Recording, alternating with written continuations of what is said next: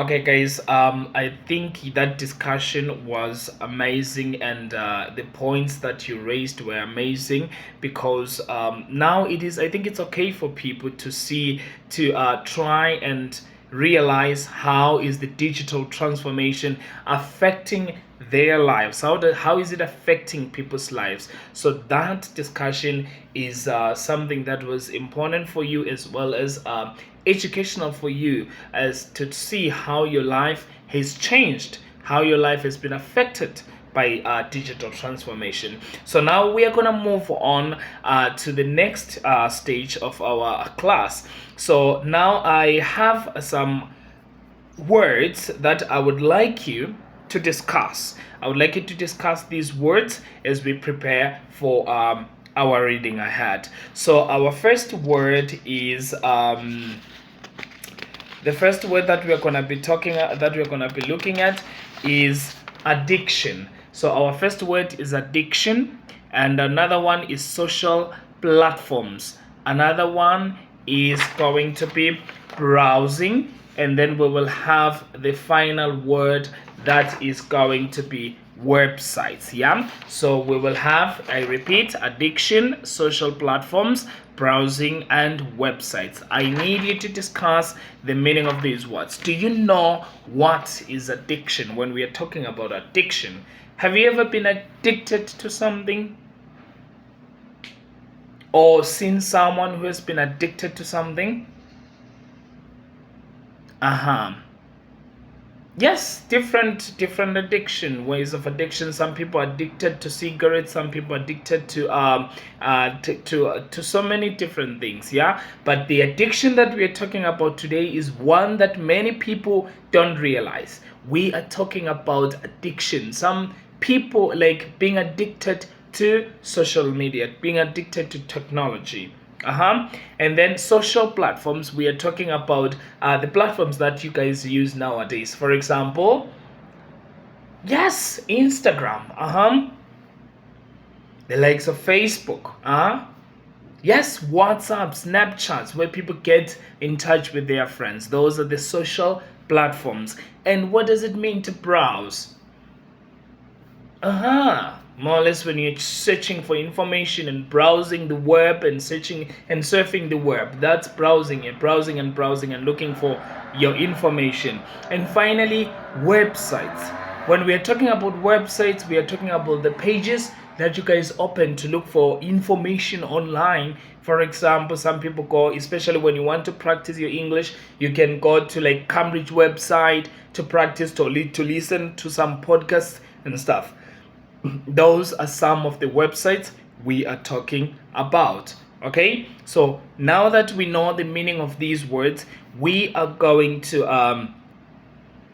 look at the reading that I gave you before. We are going to read. Firstly, I am going to read, and I want you to read with me, but in silent. I want you to follow me and pay attention to some of the words that you don't know. Try to underline them as we are reading. Okay, so yes, I'm going to read. Very good. Now that we are done with our reading, I want you to tell your friends, what was the reading about? What did you understand from the reading? What is the main idea, or the topics, or the that are being raised in the reading?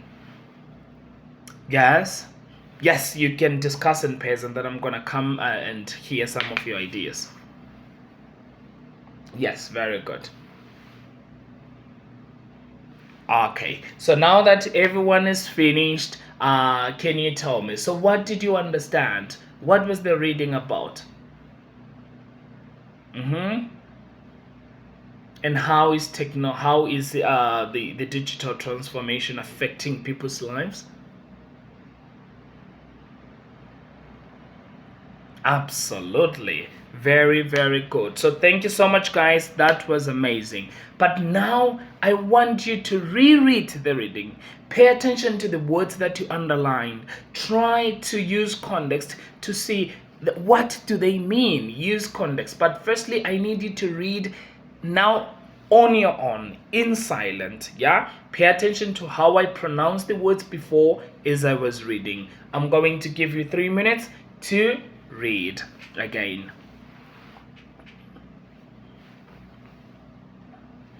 Very, very good. Thank you so much. Yeah, so now that you understood, now can we say that we understood what the reading was about? Okay, in pairs I want us to discuss the the questions, the 5 questions from the reading. I want you to work in pairs and discuss them. I'm going to give you 7 minutes to do that. Are you done? Very good. So now let's discuss the question. But remember, this is more like a multiple choice. So when we're dealing with the multiple choice, it's always important for you to eliminate answers one by one. Yeah. So we will have different. We have different options: A, B, C, and D. So when you are reading, you need to try and eliminate them one by one. Why isn't A the correct answer? Why isn't B the correct answer? And why is C the correct answer? So you must try to do use the elimination method, because it helps you know how does this link, or how does this how is this not linking to the question. Yeah, and then try to underline where you got your information. Okay. Okay, your time starts. You will have 7 minutes to finish your exercises. Very good. Now I see that everyone is finished, so let's discuss. Perfect. Very good. I'm so happy that you managed to answer. Even if you didn't get it correct, I mean, it's normal. Sometimes you may make a mistake, but it's normal. Yeah. So now we are gonna move on to something important. Yeah. We need to develop from our reading. I want you to discuss, how has technology changed communication? How has technology influenced communication? How do we communicate nowadays as compared to how people used to communicate in the past before the invention of technology? How has it changed communication? Yes, you will work in your groups as well, and I'm going to give you 3 minutes to write some of your ideas, to write how has it changed communication. Write them down, yeah, all your ideas. You must come up with at least 3 to 5 ideas. Okay.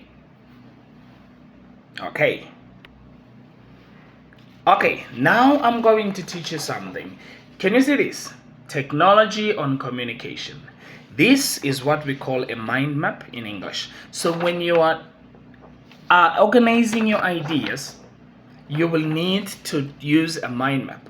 So sometimes it helps you know helps you organize your ideas clearly. So now we are talking about how communication has changed, or how technology has changed communication. So now you need to list all of your ideas. Technology on communication, how has it changed? Yeah, using something like a mind map. Yeah, can you do that?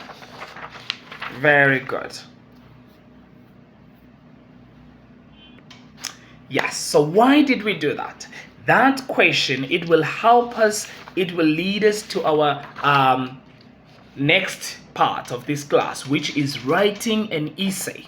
We want to practice writing an essay in English. How do we structure an essay? So we are going to use a mind map to try to see how are we going to structure an essay. So an essay is like this. So we will have an introduction. We will have like our first paragraph, second paragraph, third paragraph, and then our conclusion. But we need to know, how do we structure like all of these parts. We will go step by step, seeing how do we structure a paragraph, how do we structure an introduction as well as a conclusion. So we will go step by step in developing our essay, yeah, using the reading we had before to develop into our essay. So I'm going to be showing you some examples of some of the introduction. Like this is a model, like an introduction model that was written by one of the students. So we're going to read it together and see how we structure an introduction, and then after that we move on to how we structure an effective paragraph for a B1 to B2 learner. Okay, so let's get going and structure our introductions.